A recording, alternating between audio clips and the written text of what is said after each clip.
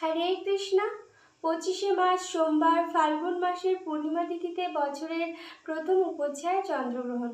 কিন্তু ভারতে দেখা যাবে না বছরের এই উপচ্ছায়া চন্দ্রগ্রহণ। উপচ্ছায়া চন্দ্রগ্রহণ শুরু হবে ভারতীয় সময় সকাল 10টা 24 মিনিটে।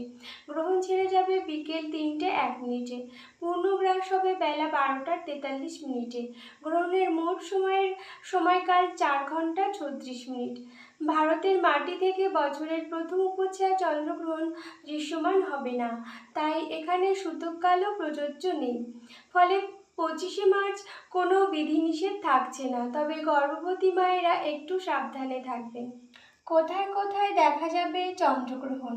বছরের প্রথম চন্দ্রগ্রহণ উত্তর ও পূর্ব এশিয়া, ইউরোপ, অস্ট্রেলিয়া, আফ্রিকা, উত্তর আমেরিকা, দক্ষিণ আমেরিকা, প্রশান্ত মহাসাগরীয়, আটলান্টিক এবং আন্টার্কটিকার অধিকাংশ অঞ্চল থেকে